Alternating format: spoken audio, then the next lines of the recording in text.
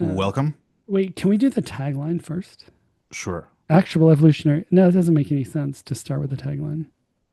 Yeah, I think you'd start with the title and then maybe title, uh, So, what's names, the APA tagline. format? It's author, I think it's your title, names. affiliation. Well, running head, but what is a running head? What nonsense is that? And why are Yeah. that is Yeah, ridiculous. I don't like the image of a running head. It's very grotesque and macabre. We should bring I Colton imagine like back. a head with like two little legs. Yeah, it's really gross. Okay. Yeah. And not pause. Okay. Okay. Anyway, I'm David Pietrzewski. I'm talking to David Pinsoff, and we're here because we are on a podcast that you apparently clicked on, Yes, and that podcast is called Evolutionary Psychology, the podcast, and its which is sort of tagline. redundant because we already know it's a podcast. That's true. We should just call it But evolutionary evolutionary psychology. Well, we don't want psychology. to claim to be like all of Here's the evolutionary thing. psychology. Here's the thing. If you don't know that it's a podcast, then you just saw evolutionary psychology, you wouldn't know it's a podcast. But once you're already in a podcast venue, it's redundant. There's no optimal way. There's no Well, optimization. well, I think we hit it right by putting it in Oh, parentheses. that's true. Yes, You we know? did demote it by putting in parentheses. Okay. Yeah. Good So job. it's not. Yeah. The I think we made demotion it. was correct. Yeah, we made the right choice there. Okay. Okay. Anyway, hopefully you made the right choice by listening to this and continue listening. Enjoy the music.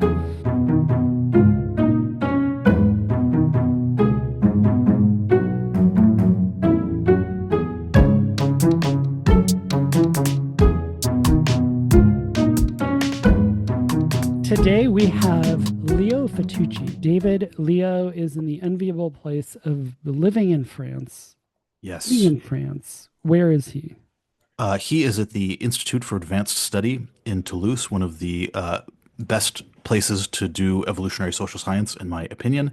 The people in France who are doing evolutionary social science are just blowing me away. So we recently Magnifique. had Magnifique. Magnifique, très magnifique. Yeah. We had Hugo Mercier C'est on. He bon. was awesome, and we have Lêo Fitouchi, uh, and he is a up and coming young scholar. I believe he's the youngest person we've had on the podcast thus First far. postdoc. First postdoc. Yep. First postdoctoral researcher. He's just doing really fascinating stuff on morality, cooperation, the psychology of self-control and delayed gratification, and why we might moralize that, like why it's seen as virtuous to delay gratification and temptation, and exhibit temperance. Really fascinating stuff. We get into all of that and more. It was a really fun conversation. Yeah, I've always been curious why people care about all these things that we care about. And if you're curious too, then this might be an episode for you. Absolutely. And I have a hard time delaying gratification when it comes to French cuisine. I stuff my face with fine cheeses and Well, while you've got that mental image, let's not delay your gratification of listening to this episode and let's get going. enjoy.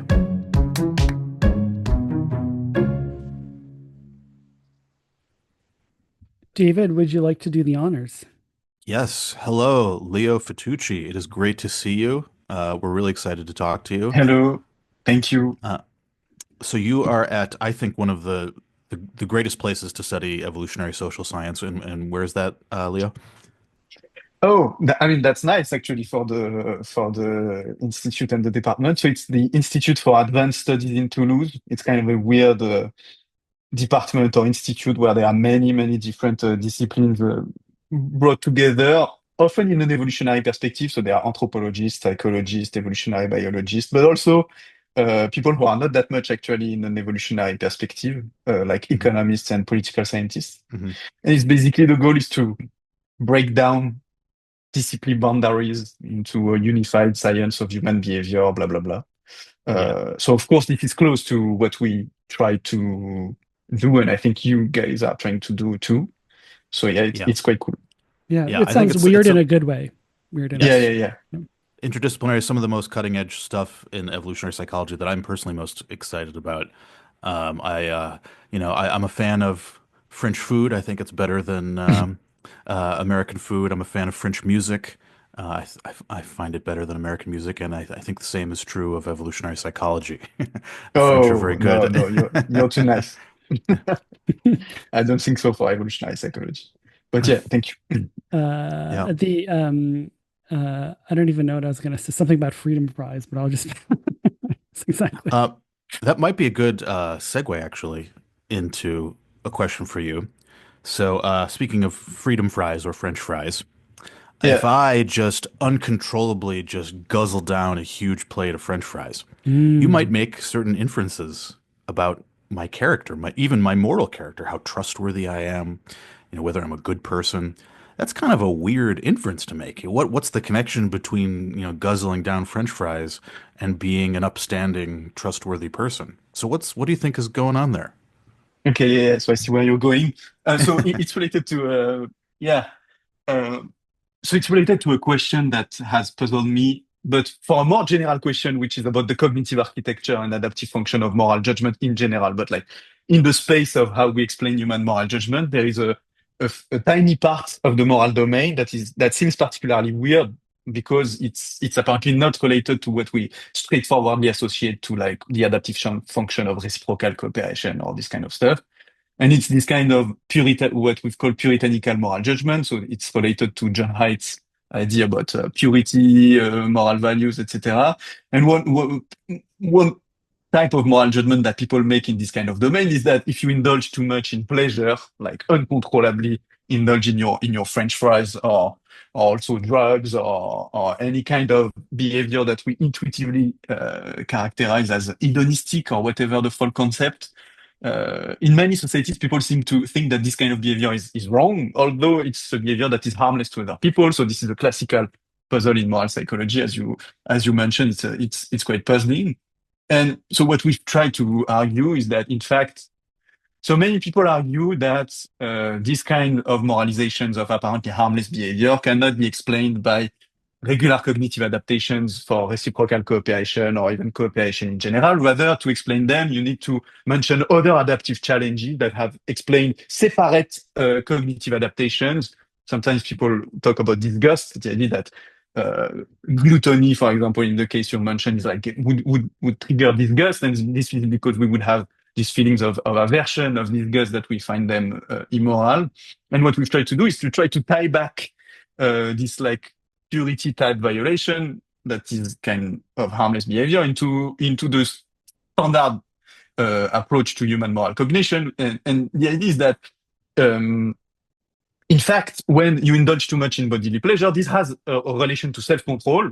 Self-control being the ability to resist temptation for immediate rewards in favor of long-term goals. And it happens to be so that uh, conditional cooperation or reciprocal cooperation or however you want to call it is a delay of gratification problem because like ultimately at the ultimate evolutionary level, it's literally a behavior that requires to resist or to forego the immediate benefit of cheating, like in the prisoner's dilemma payoff matrix. Really, you cannot make cooperation evolve if it's only one shot. Like in the prison, cheating pays more than cooperative. It's only because of the repetition of the game, because of the long-term social interactions or the long-term effects on your reputation that your behavior in the present carries, that you can get an evolutionary benefit back from resisting this temptation of cheating. And so, in the same way that cheating requires delaying gratification, so because cheating requires delaying gratifications,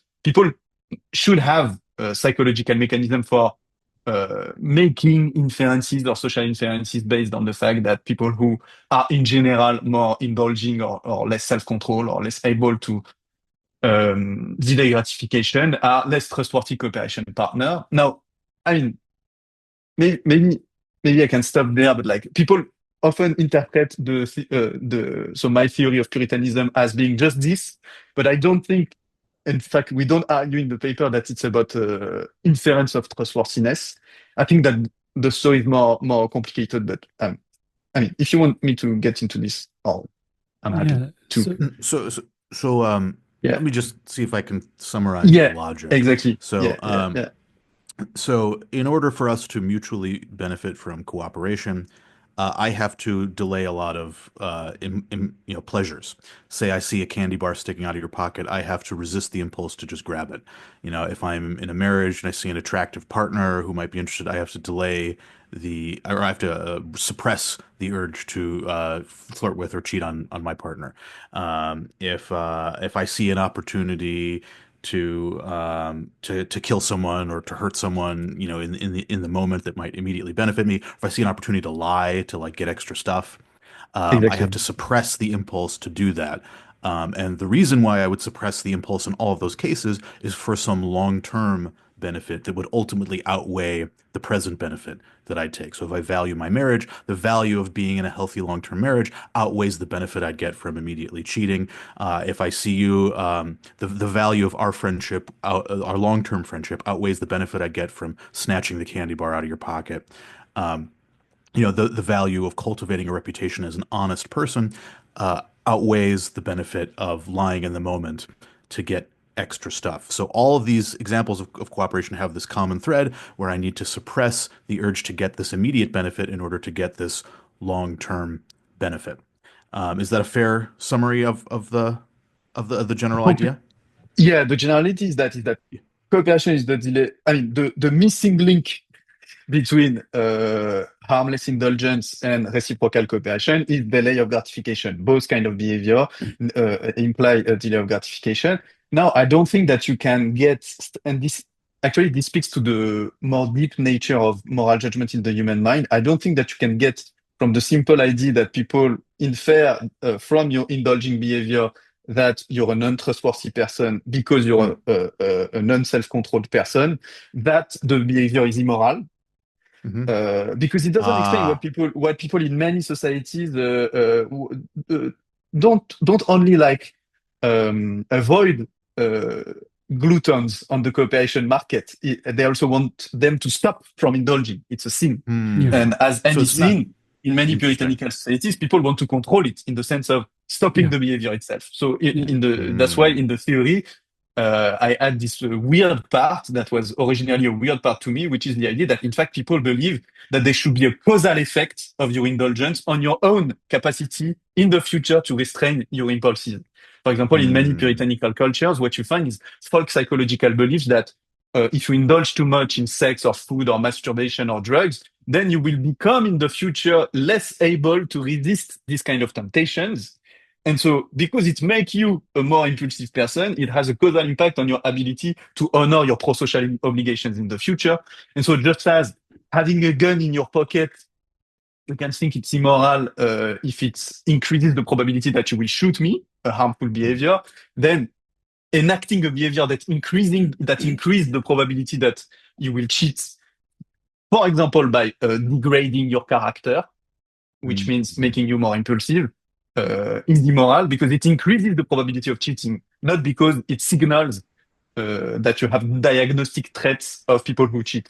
Does that make Right. sense? Yes, it does make sense. So we're trying to explain two things. One thing is why we might draw inferences about someone if they're gluttonous or if they're impulsive or if they are bad at delaying gratification. But that's a separate question from why we actually, in some societies, have rules that punish people for engaging in impulsive behavior. So there, in many Yes. societies, there were strong moral rules against Yes. masturbation. I believe gluttony was one of the seven deadly sins. Exactly. The And seven and deadly so we sins. so Yeah. we're not merely avoiding and distrusting people who display a lack of self-control. We're actively punishing them and creating rules and institutions that inflict costs on them. And that's another thing that needs to be explained.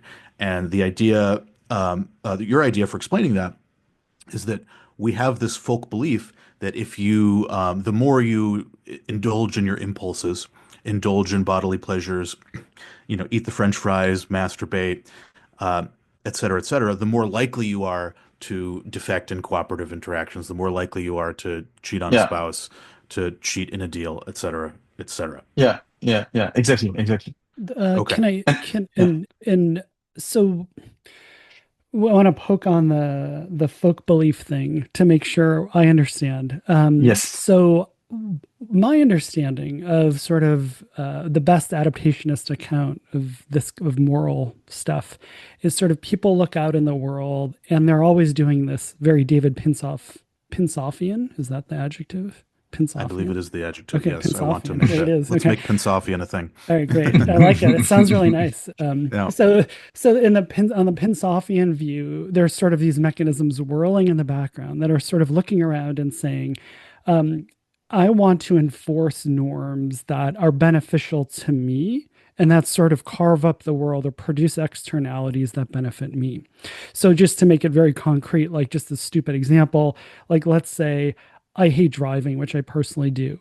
And everything that sort of is a habit of people that leads to walking or riding their bike, I'm like, that's awesome. But anything that leads to like selecting for cars or just people driving cars or like fast food restaurants, I'm like, these are morally bad. I'm like outraged about that, right? I have like this mild thing going on in my head all the Yeah, time. yeah, yeah, of course. Um, and so my question is that theory is what you're proposing falling within that, but it's solving a more specific mystery that was existing within this worldview, or is what you're saying different than this worldview? Yeah. It's different, and thank you for that question because it's always I mean, it's, I think, the deep question, especially when I talk to Santa Barbara people. I mean, from Yeah. this kind No, no, anybody from Santa Barbara will not have you. discussion. Okay, yeah. Yes, the No, sophisticated French evolutionary psychologists compared to the Santa Barbarians. yes, Yes, exactly. Yes, No, not exactly. sophisticated, but like on this Yeah, yeah, yeah. topic, this yes, is a Yeah. recurring conversation Civilized, between I think is the the yes. the French and Great. the Yeah, so Santa let's Barbara yeah, so American. let me I want to understand. So yeah, All right, please. civilize us. Yes. No. That's not at all what I wanted to suggest. We're It's just we're Josh. We're it's jokes. a Fitouchian, Fitouchian. Fitouchian's a lovely. Oh, that sounds nice. Yeah. All right. so yeah. Petrozuskian, boy, that's horrible. Boy, like really, Yeah, how do I you, oh, what is the my adjective last here? name is horror. It's an anchor. Yeah. Anyway, okay. Please go Petrozewski. ahead. Yeah. Not No, sorry. enough about me. Yes, Um, please. no, so the So we're basic talking about idea is the that, self-interest of enforcing yeah, rules and how that Yeah. differs yeah. or is similar to your approach. Yeah. Yeah, I mean, I completely agree, and I'm sure that exists that people try to push norms and moral judgments that benefit their own self-interest, and that seems completely obvious to Mm. me. I'm completely on board with that. It's just that the thing that I'm trying to explain is not why people push self-interestedly like principles, but rather like the cognitive logic of moral judgment in the human mind. So why is it that people think that some behavior are morally wrong? Sometimes I completely agree. They will say or even think that what is morally wrong is stuff, or they will be predisposed to think that what is morally wrong are stuff that violate their own interest. But uh, so what we think is the content of what is morally wrong in the human mind in like the perspective that is basically developed by Boma, André, and me and other people is the idea that what is morally wrong is what violates principles of mutual benefit in the precise sense of Mm. what is morally wrong is the behavior such that if everyone did it on rough approximation, then everyone would be worse off. This is basically the principle of collective action and Right. reciprocal cooperation. So the idea is more that we have a social contract. I'm completing a social contract when I'm making a puritanical moral judgment, which is if we all lived in a society or if we all behaved in such a way that we indulge in pleasures so as to make us worse persons in the sense of persons less able to resist temptations, then we would all be worse off. So we have a reciprocal duty. We literally have a moral duty to control our base impulses because, like, this is the necessary condition for us to have an orderly, peaceful society or whatever. Mm. And this is yeah. So basically, one of the arguments I often give when I get the self-interest approach, it's the following: that for people to benefit of the very fact of saying that something is morally wrong in order to manipulate the behavior of other people in a way that benefits their own self-interest. The fact of saying morally wrong instead of I don't like when you do this and I will and I'm threatening you. has to be some additional benefit. Otherwise, people wouldn't use it. It's the whole signaler, Dawkins and Krebs stuff. Like for a signal Right. to have a manipulative effect in the first place, it has to be received in the mind of the receiver. So in the same way so the receiver has to somehow benefit to receive the signal. Otherwise, the signal is not listened. So for me to benefit from the very fact of strategically manipulating people by saying what you're doing is morally wrong, it has to tap at least some time into a cognitive system that interprets this message as actually what you're doing is violating the public good, and so you deserve to be punished because you're doing something that is wrong, that will damage your reputation. If all of us did that, like we would all be worse off. So what you're doing is violating mutual benefits instead of just my own interest, because people have already psychological adaptation for like bargaining for self-interest. Why they would need a new type of mental representation that is moral representation. So ideas about Oh, right and I wrong, and see. not Okay, okay, and I not and gotcha. not Yeah. what I like and dislike. You see what Yeah. I mean? Yeah. Okay, so Yeah. I think let me make sure I understand, because so what Yes. I Yes. think Yes. I think what I was articulating assumed what you said explicitly, which is always a bad thing. So, and it's excellent that you said it. So the idea is that if you have machinery for sort of what is an interest for me, all the things that are in my interest, only a subset of them will anybody else care about, right? Like there's just other things, there's just certain things that like I want to Yeah. Yeah. do, but Yeah. like Yeah. and then everybody has that, and that actually should be represented. Now there's another of subset of everything that's in my interest that at least like one other person, like maybe David would go along with, but nobody else. Thanks, David. But then there's others that sort of more and more people might go along, and there should be machinery for representing this triage of sort of how many others are likely to go along with it. And I think what you're describing is that the moral system has the design of distinguishing between those categories and what we quote unquote call as sort of moral things or ideas or suggestions, or when I'm motivated out of moral outrage, it's the expression of the calculation that it's not only roughly in my interest according to the mechanisms, but it's also that there's a good chance that others will or maybe already have sort of expressed that they might go along with it too. That's what you're saying. That's a great point. So I think it's almost, so if I understood correctly, I think it's related to what I'm saying, but like the idea is not only that okay, so maybe now we should go into what we think, or I think is the adaptive function of the moral system. Sure. Yeah, that'd be great. Because like we are going into that. So, um, to answer your point, the design of the moral system is not uh, made to detect what would be in other people's interests too. So it's not made to detect common interests. So there is a distinction in like evolutionary biology of cooperation between like broadly two types of cooperation. One is like common interest, mutualism, byproduct Mm, cooperation or yeah. whatever. And the other is really a reciprocity, conditional cooperation, collective action, whatever. The main difference is that by byproduct cooperation or common interest, so I mean any cooperative behavior, that is behavior that benefits another individual, but that is already in the actor's immediate self-interest. So behavior that benefit others, but without a free rider problem. It's just by doing what is straightforwardly in my own self-interest, I'm also benefiting others. But this is different from the logic of conditional cooperation or whatever, where I benefit from my own cooperative behavior only to the extent that it triggers in the recipient or other people a conditional response that benefits me. And this is where the free rider problems comes in. And to us, the Parisians, the moral cognition is an adaptation to detect what would be the social contracts, these mutually beneficial social contracts that would all benefit us if we all paid the short-term cost of cooperating. So if we take an example, like if we all, I don't know, pay our taxes, then we have a big public good and we can benefit, but there is an incentive to cheat. And what is morally wrong is to cheat. That is to take the benefits of others' cooperation without paying the cost of cooperating in return. But that is different from just morally prescribing what is in my own interest and also happen to be as the byproduct also in other people's direct interests. Because even for this kind of adaptive problem, you don't need a new type of mental representation. You just need we want mechanism or we like, but not we ought. Right. It doesn't explain. There's no prediction in the first category, the non-public good.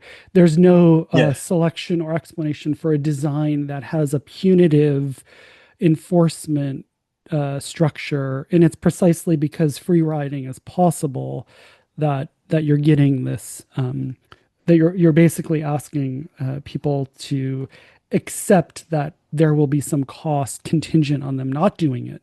And it's precisely for this second um, uh, free rider sensitive or vulnerable to free riding is the correct phrase. It's vulnerable to free riding, exactly. and that explains the design features of morality that otherwise are a mystery. Yeah, exactly. I mean, I think Yeah, many no, people yeah, disagree. yeah, no, no, sure, sure. Great, great. Yeah, yeah. Thank you. Oh, okay, cool. Um, so now that we have this framework of morality in place, and I think it's useful to think about it in terms of the game theory of it. So think of the mutualism that you're describing. This would be something like a stag hunt or coordination game, where acting in each other's interests is not a matter of punishing free riders, just a matter of just all of us just recognizing what is in our interests and doing Yeah, that thing. It's exactly. more of a coordination Exactly. problem. Mhm. Exactly. Whereas Yeah. the You're thing you're driving on talking the about, right side, right? Driving all on this right side of the road. It's exactly, yeah, not in my interest at all to diverge from what either of you are doing. It's just that we all are better off if we all coordinate. yeah. Or Exactly. if we Yeah. all speak the same language and use the same sounds to mean the same things, we all mutually benefit from that. That's not moral. It's just a coordination problem, right? But the other domain is something like a prisoner's dilemma or a public goods game, where we might all benefit if people refrain from defecting or free riding, and that's where the moral emotions come in. Cool. Um, and so that is where the idea of self-control being a signal of one's cooperative potential or one's value as a cooperative partner. The more self-control I have, the better I am at resisting those short-term temptations, the more likely I am to cooperate with you in prisoners' dilemmas, the more likely I am to invest in the public good in a public goods game because I'm going to be able to resist that temptation to cheat in the prisoner's dilemma or free ride in the public goods game. Yeah. Um, Exactly. cool. And there's this additional logic where if I do things that indulge my short-term pleasures, then that is going to make me more likely to indulge short-term pleasures in the future and more likely to defect or free ride in cooperative interactions. Okay, Good cool. summary. Yeah. And sorry. Great, Yeah. good Yeah. summary. Sorry. Just Yeah, to yeah, yeah, finish the summary. The yeah. the the final idea actually is that the fact that each of us refrains, even in private, of indulging in bodily pleasures is itself a public good. Hmm. That Yeah. So the if we all are, you know, are well practiced in our ability to yes, suppress our impulses and delay gratifications, if we all practice that ability and together, then we will all become better at delaying gratification, and we will all become better at cooperating, and that will benefit us all. If we're all better at cooperating, we're all more willing to exactly. suppress our, yeah. Exactly. And so that's how, in the end, the fact of indulging is a form of cheating. You're cheating on other people's efforts to become more disciplined persons that will make up for a more efficient cooperative society. And Yeah. so, yeah. Yeah. Okay. So my question here, now that we've covered all this, is how might you begin to think about the pretty large variation that we see in these kinds of moral norms? So certainly, in the past, we had, gluttony was a seven deadly sin. Masturbation has been moralized in many societies. But now, like, it's not really a big deal if you masturbate or if you eat a plate of French fries or whatever. It's like, you know, I mean, maybe we might make, some subtle social judgment, but there's no like moral rule against it or anything like that. It seems like at least in weird societies, we're pretty permissive about, people doing impulsive things, indulging their bodily pleasures. Whereas in other societies, they're really puritanical, and there Yeah. are, these strong puritanical moral codes. So where do the differences come from? Why is there such strong variation? If your logic is right, wouldn't we expect to see this kind of puritanical morality everywhere? Yeah, no, that's a great question. I don't think I have a definite answer. So, Hmm. um, uh, broadly, this view of moral cognition as just an adaptation for detecting the set of possible collective action that we can undertake if we all pay the costs, some costs. Surely will be super sensitive to context because like the costs and benefits of different behavior, and so the collective costs and benefits of different behavior will depend on the payoffs, on the material payoffs that will depend a lot of the context. And so from this, it follows the general possibility that moral judgment will vary a lot across contexts, and so it completely accommodates the very fact of moral variation. Now, as to explaining the logic of moral variation, in particular in the puritanical domain. So what I have argued in the paper, I'm not sure it's true. Honestly, I think we need more data. Is something like this. So it seems to be the case that these folk psychological beliefs themselves, that the more you indulge in pleasure, the more of an addict you will, an uncontrollable addict you will become, seems to decrease in modern societies. Possibly because like people I mean, we know that with economic modernity, people are becoming less impulsive, less, more self-controlled, more patient. So there's a lot of cross-cultural data on that. And so one possibility that I have in mind is that as people get less and less impulsive, it appears as less and less a collective action that is worth it to restrain ourselves, given that we won't become addict in any case. You see what I mean? Like indulge in your French fries. I know you will be reliable tomorrow. You see what I mean? That's why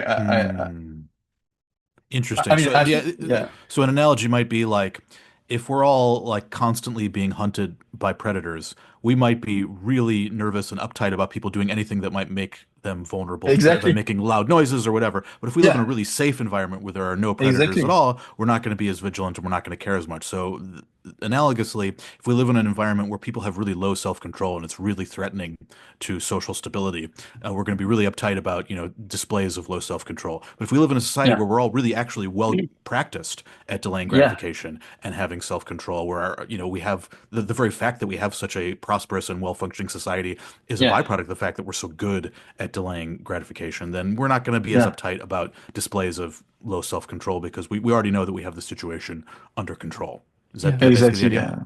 Yeah. Yeah. Yeah, yeah, exactly. It's a contract that is not mutually beneficial anymore because the cost I would have to pay by refraining from indulgence is so it's the same, but compared to but the benefit that we get from an increased level of cooperation would not be worth the cost that we have to pay. That would be the idea. While I don't know, in medieval Europe, where everyone is drunk all the time and drinking is a huge social problem, then of course people think that drinking is a deadly sin. I mean, actually, it's part of It does entail this the this gluttony. paradoxical prediction, which is that societies in that are lower in self-control Exactly, should exactly, moralize low self-control more than exactly. societies that And are higher in self-control. yeah, I would love to test this precision. I'm looking for ways to. I Mm. think, like descriptively, we find it. I mean, more puritanical societies are also, in general, societies that are less economically developed and are also poorer. And we know that these societies also have lower trust and lower patience. Right. But now everything correlates with everything, Yeah. so I don't know, but like, Right. And I might also expect that the more I perceive that other people in my social environment are low in self-control, the more I should moralize low exactly. self-control. So yeah, yeah. Yeah. So it's something. Yeah, yeah. I don't know I if people. Yeah. No, sorry. Oh no, go ahead. No, no, it's just there's subtlety that I don't know how to deal with, which is like, is it that, is it your percep? I mean, I don't know how people form these false psychological beliefs. Is it because they observe other people being impulsive and also being cheated? Because these Hmm. correlations seem to exist, but it doesn't seem to be objectively true that Hmm. that the more you that training your self control will make you more self control. Apparently. Like it, Right. yeah, There doesn't, Yeah. I mean, as far as I'm aware, there's no correlation between like masturbation frequency and a probability of like cheating on a spouse or something like that. As far as I'm yeah, aware, that exactly, correlation doesn't exist. yeah, exactly, Yeah, Um, the idea yeah, of a unitary thing of self-control is sort of confusing. It's this exactly. placeholder. It's a placeholder that's very quote unquote more domain general than it looks Right, like. and it might even be the Yeah, opposite. It might be that if you masturbate, for example, you're less likely to cheat on your spouse because you're you're controlling your desires more Yeah, and allowing them an outlet in some other way. right. yeah, Um, yeah, yeah. Yeah. yeah, Let me poke on I feel like I'm being slightly devil's advocate in this context, which is Please, great. please. But so I wonder, so like let me make this concrete. Which is so like if we're all starving, like let's imagine like we're like the rugby team that crashed on the top of a mountain. We're really hungry. We're gonna moralize gluttony for obvious reasons, right? Mm. Um, Yes. and so like why the self-control in that context about that thing really matters, it makes complete sense, right? Not that it's trivial, it's still, there's software that's required. But I wonder if like the idea of sort of like in a modern market economy that like one account is that like people's self-control is just better, but another one is that the norms themselves sort of get selected in a dynamic way. So let me just like make the following example, which is let's imagine that we're like shipbuilders and we have this is a Rob Boyd point, like the world is opaque and complicated, and we might have superstitions. Like let's imagine we have a superstition that if somebody wears purple on the ship, then it's bad luck and like the ship will sink. Yeah, And if we're a small group of people, we don't really test that idea. And so it just exists in our world. yeah, Now, if you imagine that all of a sudden we're in a context where we're trading with and interacting with a lot of people, that idea, that sort of folk knowledge of like purple equals bad luck, if all of a sudden we're encountering lots and lots of boats and lots of people, and all of a sudden it's like before I even know what happens, I'm like talking to somebody who's crossed the ocean and they're all yeah, wearing purple, just yeah, out of pure random. All of a yeah, sudden it's sort of this thing of the world itself has sort of tested that folk linkage and it's violated it. And so one other alternative is that just to like follow the analog is that yeah, if David eats a lot of French fries, sorry, David, in a small scale social world, it might just be equivalent to like the purple thing, right? Where it's just sort of Mm. like it's sticky with respect to my moralization for the same reason if we were actually starving, it makes sense. But in a modern environment, it's sort of like all of a sudden I encounter somebody who's just eating a huge plate of French fries, but they're bringing me an iPad, quote unquote, right? Like the world got so big that like the world tested to see does that element of self-control actually matter.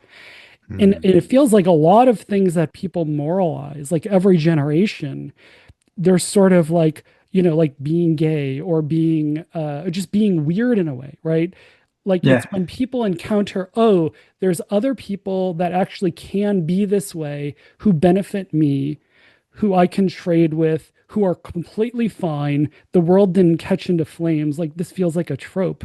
And so I wonder if like in addition to maybe people are more so there's more self-control, it's actually that there's sort of like almost epidemiological selection on just sort of which things get moralized simply out of this sort of like in a large scale social world, the ones that don't really count eventually get selected out, but our evolved psychology is constantly churning out the ones that are thinkable, like sex, like food, which really shouldn't matter for a modern technological economy.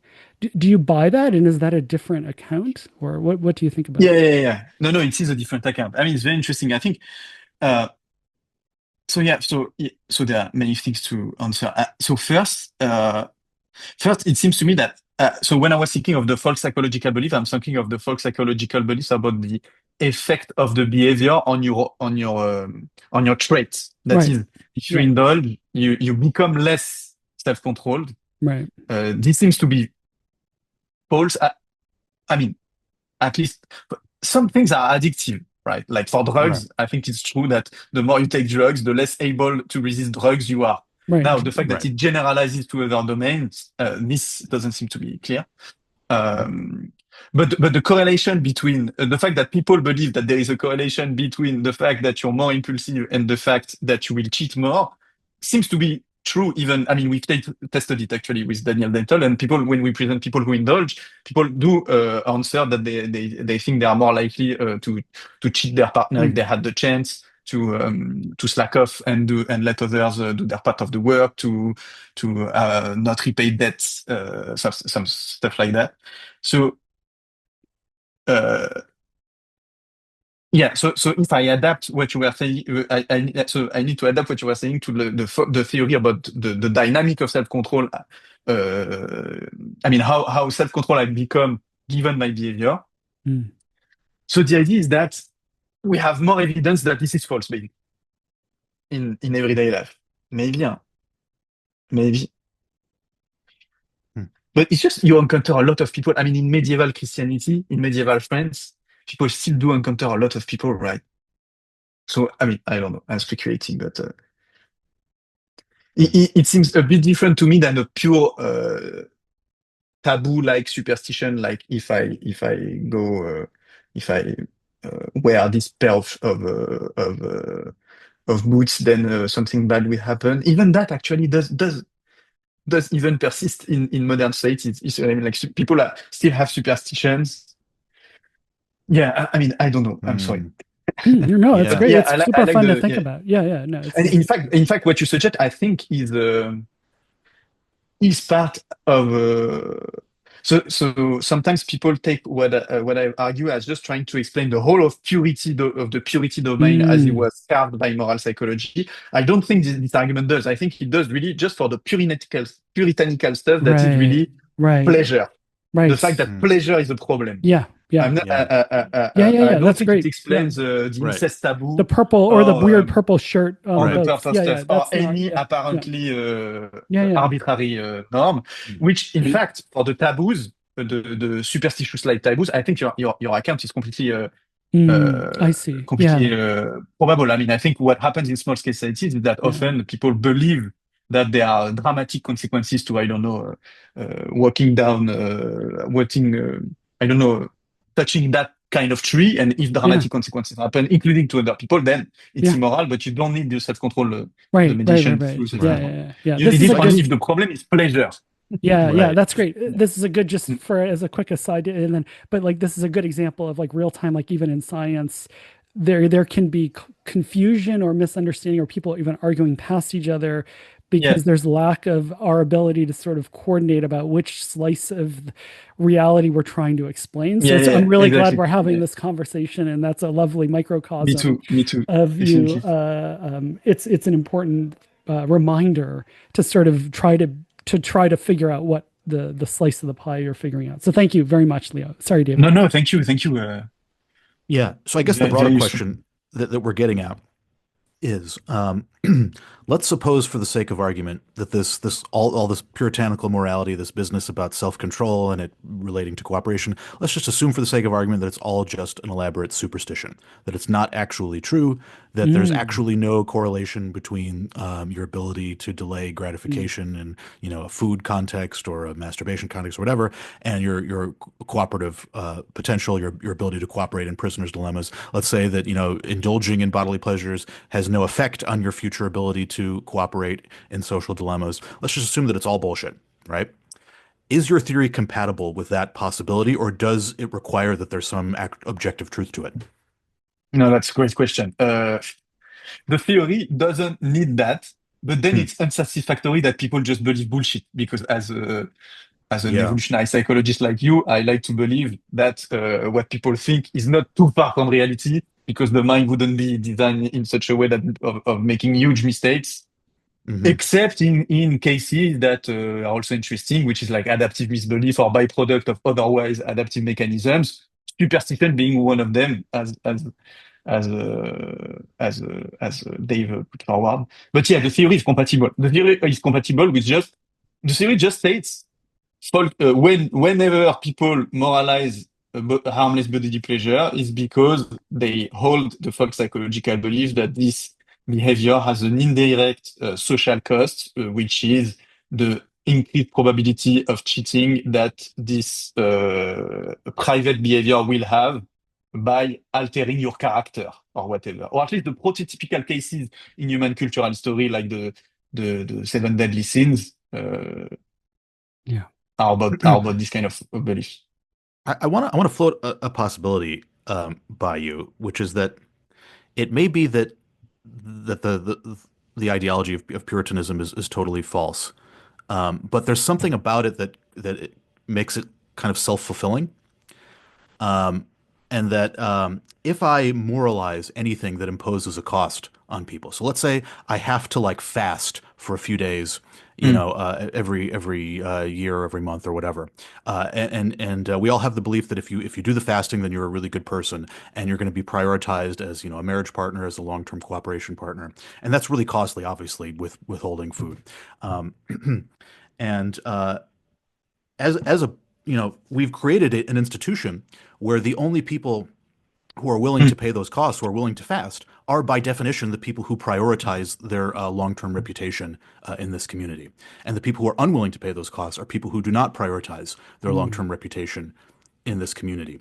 So there's Mhm. something about norms that inflict short-term costs on people Yeah. that automatically become self-sustaining, right? Yeah. And Yeah. so it This might be is, that yeah. any norm that inflicts a cost on people becomes a reliable signal of moral character because it's a costly signal and because it communicates the person how much the person values their reputation in that community. Yeah, that's a Sosis thing. I think Sosis Exactly. had this and Yeah. hazing. Yep. It's like Fight Club, where like you Yep. can't even get into Fight Club unless you stand out on the rain on the porch for a day. David, that's great. I love that. Yeah, that's a great. Yeah. It's really, yeah. It's really the costly signaling Yeah. alternative. It's just that Yeah. costly signaling is more the reason I came to the self-control idea is that the costly signaling idea doesn't seem. It's more like it could be any cost that you incur. It doesn't Yeah. explain the specific Mm, focus and even obsession, it seems, of puritanical cultures with pleasure. mm. I mean, it's I really like food and sex I mean, and you know the what is yeah. pleasure is just a benefit, right? I And know, I withholding know, that that's benefit true. is a cost by definition, That's you true. Mm, know? That's true. That's true. yeah. That's true. Yeah. That's true. You But know? like, yeah. No, that's Yeah. true. That's true. Yeah, it's good, Yeah. David. I also want to like, Yeah. and maybe there's a subtle prediction too, which is, and maybe this can, maybe, I mean, Leo, maybe you've thought about this, which is, so, broadly speaking, this sort of like, well, I want people who are sort of have self-control, and to not like sort of take short-term benefits. But if you think about, from an evolved perspective, I actually shouldn't want that for myself. And to a discounted degree, I might not want that. And I can qualify that in a second. I might not want that for like my close partner or my kids or something, or people I'm like biased, quote unquote, towards, right? There's sort of like these like scales of sort of like how much I care about their intrinsic welfare versus then I just want them to be good citizens because I'm going to interact with them. And so I wonder if something like, do I care if my best friend or my partner or my child is gluttonous or taking short-term benefits, the versus not? Um, I wonder if like looking at those sort of closer people or myself even, um, I wonder if looking at that case sort of teases apart some of these things. Now, of course, there's this issue of if my, like, let's say, for example, my child, I don't want them to be seen as a bad cooperation partner by the world, right? So there are social signaling costs. So it's a complicated prediction, but Yeah. I feel like I don't know. Have you thought about that? As like looking at these cases where we're not talking about strangers, but we're talking about these like the sort of gluttony and self the non-disciplinary the non-disciplined like non-puritanical non-stoic indulgences. How do people feel about those for themselves and and people like that they're really close to, quote unquote, and does that tell us Yeah. something about the design? Yeah, that's a good question. Honestly, I never thought about that. Mm. No, it's a good question. Yeah.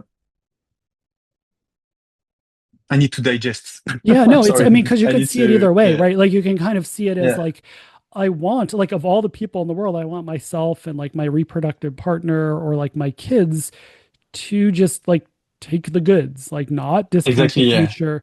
But on the other Yeah. hand, there is also the issue of even though I want that more than I want them to do it more than other people, but I still also want them to look to other people like they're the Yeah. like they Yeah. are Yeah. following the norm, right? And so Yeah. Yeah. maybe that sort of hypocrisy, quote unquote, maybe there's sort of design features for that because you would Yeah. I see what you expect mean. for if we're all starving on the top of the mountain after the airplane crash, like if my kid eats the food, I'm fine with that. But if another kid eats the food and it's not my kid and my kid's more hungry, I'm really upset about that. Yeah. Yeah. Yeah. Yeah. Yeah. Yeah. Completely. It's just that I'm trying to disentangle while thinking about it. The again, what I want and what I think is wrong. Um, Yeah. I mean, so it can be the we also yeah. talked to Daniel about like self-conscious emotions, which is sort of the function Yeah. of them, right? Is to sort of Cool. is to represent if I do this, how will others view this? And I think that this is the self-conscious emotion adaptations, I think, are really important for this, which is it's not only like if I eat this plate of French fries, what are what's the list of costs, what's the list of benefits, and the machinery is just going.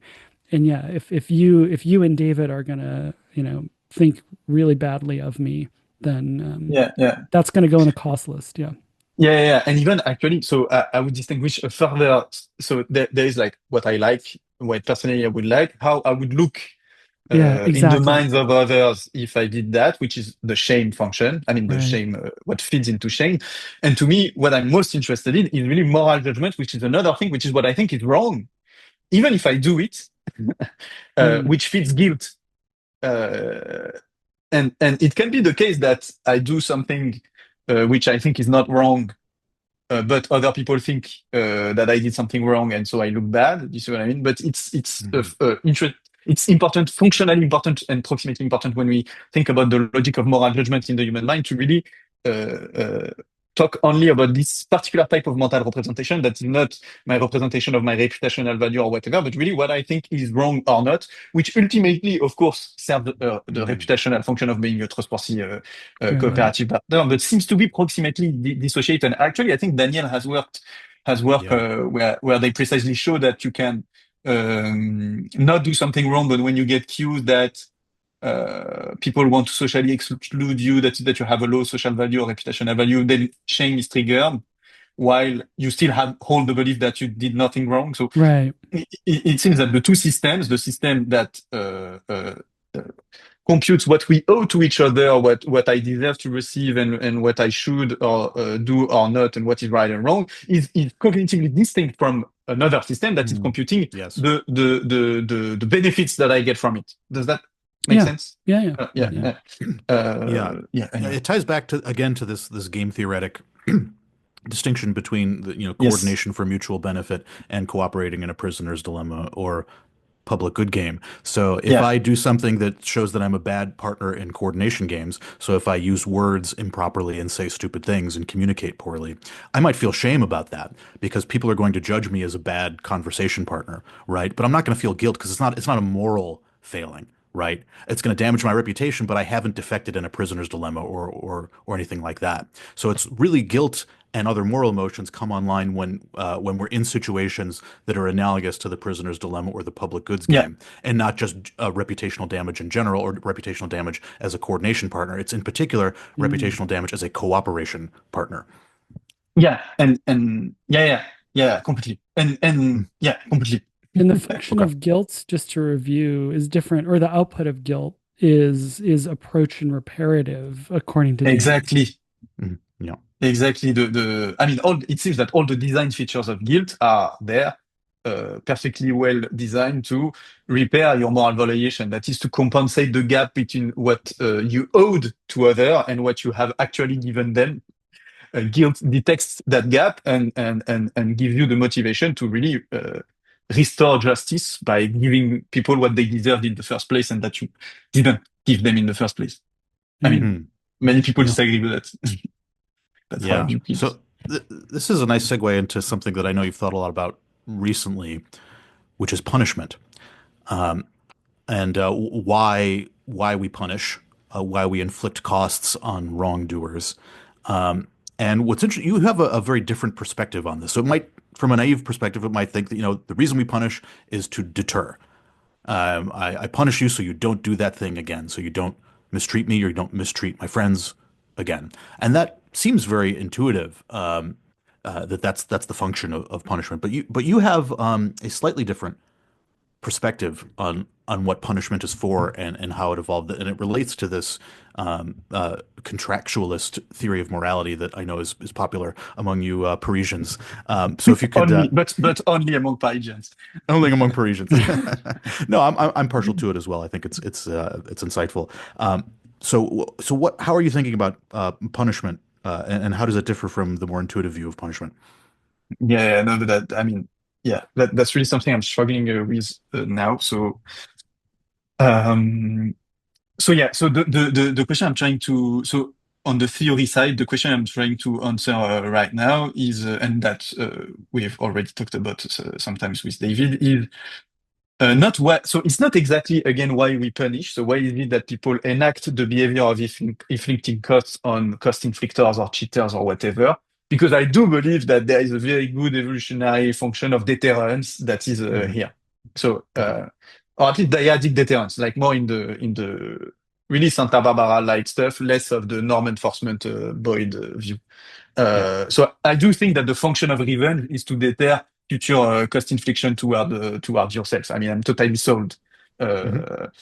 Uh, what again seems puzzling to me is the feature of the moral judgment of punishment, which is something of the moral judgment that is often baked into people's intuition about when you morally deserve to suffer or not. It can be the case that I punish you, but Hmm. that you don't deserve it, right? If I Hmm. punish you for doing something that is not immoral, I will deter that behavior. You will be less likely to do that behavior to me, even though you had the right to do it. But yet, people Hmm. have very fine-grained intuition about the fact that you didn't deserve it. And it's not only about whether enacting a deserved or undeserved punishment. It's even a very quantitative, fine-grained intuition because if you steal an apple from me and I kill you, I'm sure that nobody will steal an apple from me again, but it's morally wrong to do so. I don't have the right to punish you disproportionately compared to your what is often called in the punishment literature in moral philosophy, but also in moral psychology, you're just desert. So, what I'm trying to explain is what is the cognitive grammar and corresponding adaptive function of this puzzling mental representation of just desert. That is the Hmm. quantity of the precise quantity of cost that moral violators morally deserve to receive. In order to restore justice or to restore balance or this kind of this speaks to an old debate in moral philosophy in the philosophy of law and the philosophy of punishment between like what is often called like the consequentialist account of punishment in moral philosophy, according to which the function of punishment is to deter. So the justification of punishing people is only forward-looking in the sense of rooted in the future benefits that this will generate by disincentivizing future violation versus retributivist accounts of punishment rooted in like the ideas of Kant and much later. The idea that the justification to punishment is just to give offenders what they deserve.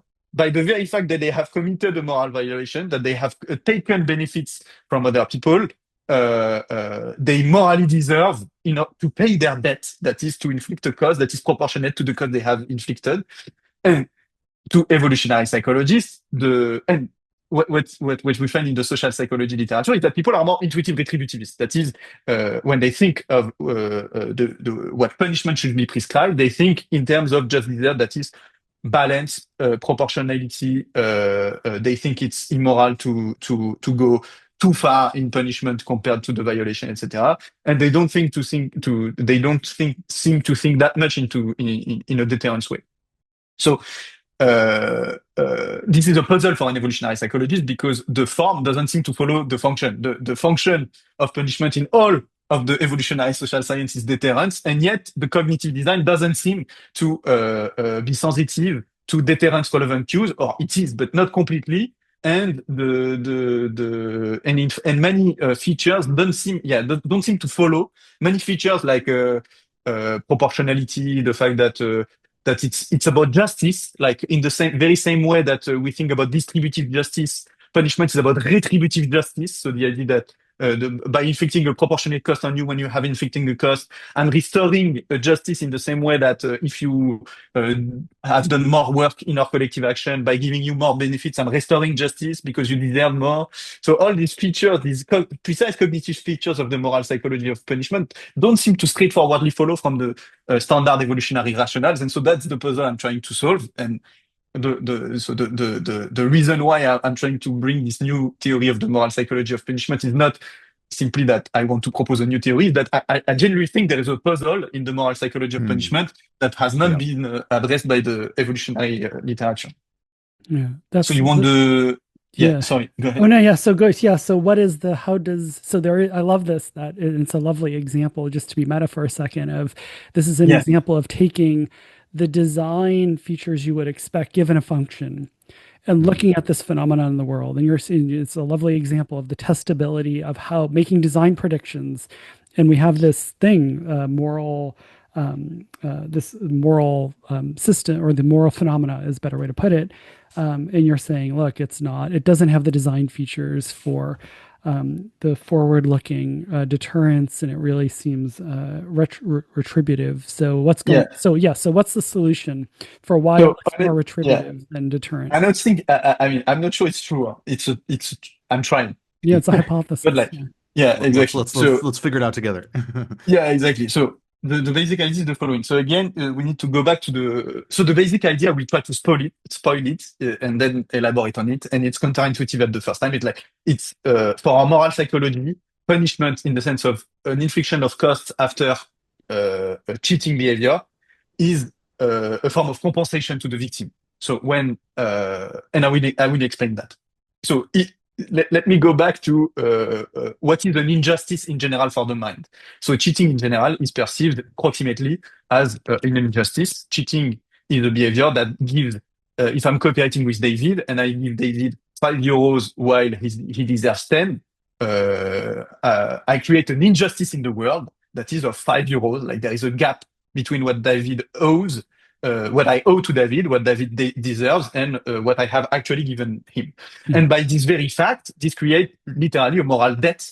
That is that now, for our moral psychology, the 5 missing euros are literally the debt that I owe David if I am to restore justice, that is to wash away the moral wrong, that is to restore our relationship to a distribution of costs and benefits that ought to be in the first place.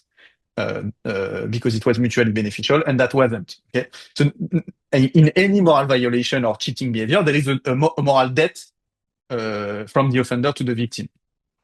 Now, a straightforward way in which humans deal with that in order to restore justice is material compensation. If I give back the €10 and maybe a bit more, we feel that justice is restored. That is that David has got back what he originally deserved in the first place. And accordingly, justice institutions across human societies, and we've done work with Manjir Singh and many other people trying to look at the justice systems of even small scale politically decentralized societies. Compensatory justice is absolutely central to the justice systems of human societies. A straightforward way to deal with wrongdoing is not punishment, actually, it's compensation.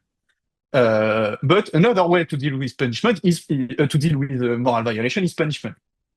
And what I'm trying to argue is that this notion of just desert is just compensation of this moral debt, but in another currency, which is any benefit that I can get, that David can get from harming me.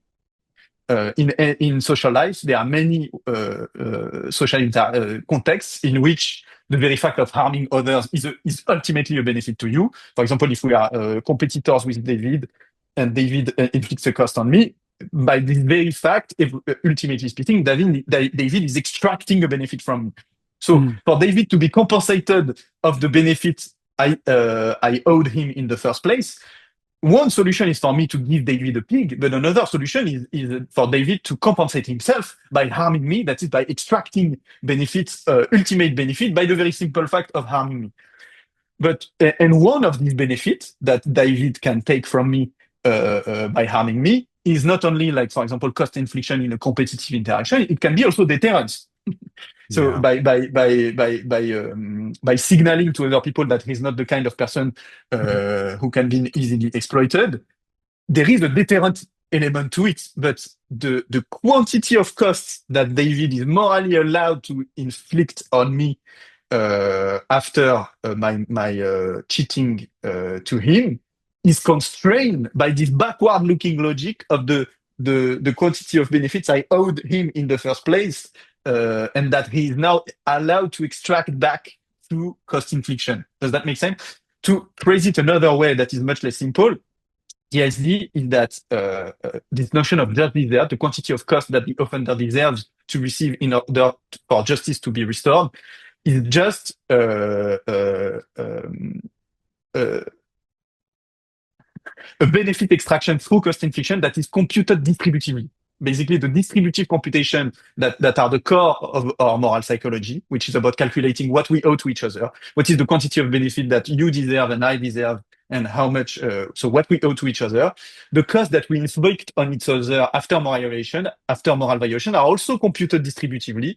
And so the amount of cost that you are allowed to inflict on me after a moral violation is proportionate to the cost I have inflicted on you.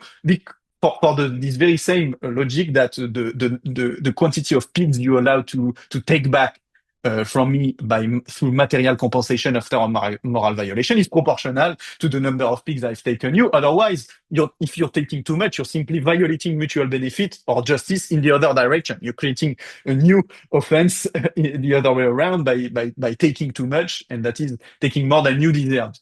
Does that make sense? It's always a mess to Yeah, I explain. mean, I think a concrete Yes. example would be like, let's say that we all are pig farmers, Yes. and you take one of my pigs, but you end up Yes. taking 100 from all of us, right? Now, if I took that many from you, then I Yeah. had a cost of one, but I'm taking a Yeah. hundred from you. And if everybody did that, it would be really, something like you would be in negative Yeah. pigs, right?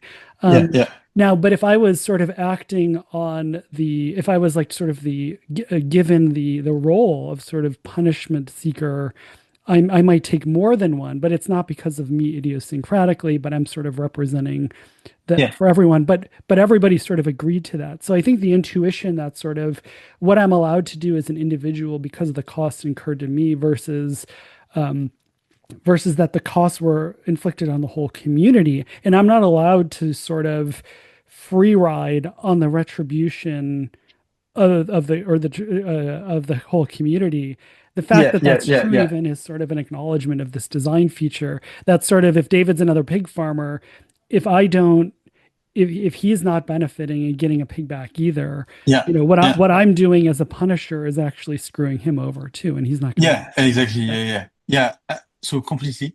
And so one way I try to put it for people to have the intuition too is just even if we stay only to the dyadic case, where there is no, and it's basically the logic of an eye for an eye. So researchers on honor cultures, for example, or revenge cultures, they say exactly that taking your eye after you took mine is a form of compensation that is not with money or cattle, but that is with the benefit I get from being feared, basically. So having the reputation of someone Mm. who is not easily exploited, which is a deterrence rationale. I do think the deterrence rationale is true, that people have benefit from harming others after moral violations, because, Hmm. and the benefit they get is that they get a reputational capital of someone who is not easily exploitable. Basically, they deter future aggression. But the amount Hmm. of the deterrence benefit that you are allowed to take from me is constrained by how much you are allowed to take in the first place. And how much you are allowed to take from me in the first place is contained by the debt that you have to. I mean, if I stole you one pig and I take 100 pig, clearly it's immoral. In the same way that if I take one pig from you and you kill me, it's too much. Does that Right. does, Okay. does I that think, make it always yeah, struggling to I explain think that? what you're arguing is that we're sort of reframing the logic of punishment and deterrence from one that is focused on the perpetrator to one that is focused on the victim. Yes, So the purpose of punishment, um, Mm. is not focused on hurting or deterring the perpetrator so much as making things right for the victim. The victim has incurred a huge cost, and what can we do to make that right, to make them exactly, well off again, or where they were before the transgression took place. exactly. So one way to do that is to provide benefits to the victim to make them whole again. Yeah, Another way to do that is to hurt or deter the perpetrator so that they're less likely to harm the victim again in the future. So to sort of satisfy the victim's anger. And those are two equally viable routes to satisfying the victim and making yeah, them whole again. And you could kill two birds with one stone by having the perpetrator themselves benefit the victim. So it not only exactly, deters the perpetrator, it also provides benefits to the victim. And that's the ideal way that exactly. conflicts are restored in the wake of transgressions. And this is how conflicts are usually restored in small scale societies. This is what your work Yeah, with Manveer Singh. So it entails a lot of really interesting predictions, which is that the desire to, or the morality of punishing the victim should very much depend on how the victim feels toward the perpetrator. If the victim is really angry and vengeful toward the perpetrator, then punishing the perpetrator is going to seem more just. But if the victim is actually not very vengeful and not and has forgiven the perpetrator, let's say, then all of yeah, a sudden punishing the perpetrator becomes less just because it's not yeah. actually benefiting the victim in any way. So yeah, And the same thing goes where if the victim themselves is allowed to inflict the punishment such that they personally benefit from deterring the perpetrator from harming them in the future, that's going to be seen as more just, or it's going to be more satisfying for the victim than if the perpetrator just faces a cost anonymously. So let's say, if you take my eye, I get to personally take your eye back, right? That's much better for me than if you just randomly get, uh, uh, struck by lightning in your eye, right? That's going to be less satisfying to me than if I personally get mm, to take your eye, right? And mm, so, what should be just is that the perpetrator should know that the cost was coming from the victim Mm. themselves, and so Mm. that they are deterred in particular from harming the victim again, yeah, as opposed to the yeah, general community. So it's Mm. yeah, benefiting the victim in particular. That's really yeah, Um, interesting. completely. Yeah, and that's a real trope in sort of modern legal things, where somebody's like, I want to like, hurt this person, and the legal system is like, no, no, no, no, we're gonna do it. And it's the conflict of interest. And that's exactly yeah. for exactly the reason David just said. And in Yeah, fact, yeah, yeah, there actually are cases where the victim's family gets to decide whether the perpetrator gets a life in prison sentence or a death sentence. In fact, I Mm. believe this happened in the case of Matthew Shepard, who was murdered. Matthew Shepard's parents knew that he was anti-death penalty, and so they actually made the decision that the perpetrator should get a life in prison sentence as opposed to a death sentence. And that's so these great. decisions can sometimes be left to the victim or the victim's family as Yeah, opposed to the state. Yeah, and the yeah, argument, that's David, is great. that Yeah, that sort of feels good and it's empowering because it's creating common knowledge that the victim, or in this case, the extended interests of the victim, because the victim is now dead, Yeah. are sort of calling the shots, quote unquote. Yes. Yes. yeah. But Exactly. one very important thing about this is that uh, the victim still doesn't have the right to go too far. Moral cognition is Yes. computing what is objectively the amount of benefits that the victim is allowed to take back in Hmm. order for justice to be restored. But if she wants to take back more than this, for example, I don't know, prescribe a death penalty for someone who just stole their car, we judge that it's an excessive claim, and it's in this fine-grained feature of judgment that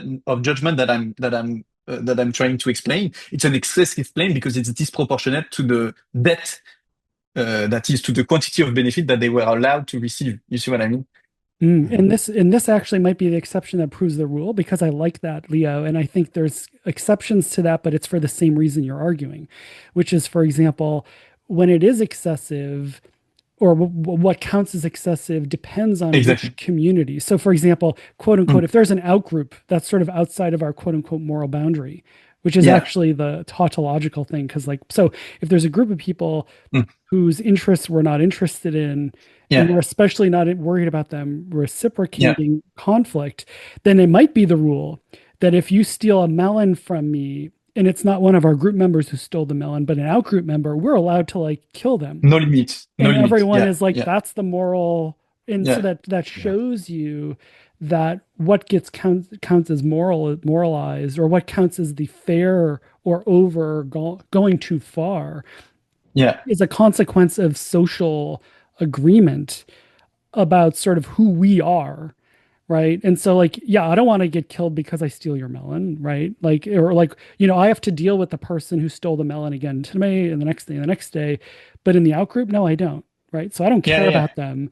So like, Yeah. it's like so I think this also makes it explains sort of this quote unquote moral circle, or sort of what seems like an excessive just desert Yeah. really is in the eye of the beholder, and specifically it's within these like lines of sort of, is this a group that we are all roughly speaking going to have future interactions with and we care about, because it's in our interest to, versus not. And then in that case you would expect just desert to look very different for out groups or people we don't see Yeah. or interact with.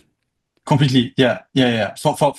For there to be a limitation to the quantity of punishment that is allowed to be enacted, there needs to be a moral contract in the first place. If there's no moral contract, then the spontaneous play of the victim self-interest has no boundaries, and you can, if as a group we are attacked by a group with whom we have absolutely no moral contract, then all is fair in love and war, let's say. Yeah. Yeah. It does. It also suggests a prediction that if it's about restoring the victim rather than punishing the perpetrator, and there are two ways to restore the victim. One is to benefit the victim, and one is to harm the perpetrator and thus deter Yeah. them from harming the victim. Exactly. If we, as a society, prevent the victim from getting any benefits, as in the case with a criminal trial. So in a criminal Yeah. trial, as Mm. opposed to a civil or tort trial, the victim doesn't benefit at all. It's just a matter of Yeah. how much the perpetrator is getting punished. Whereas Yes. if it's a tort trial, then the victim is actually getting compensated Yes. for the harm. Yes.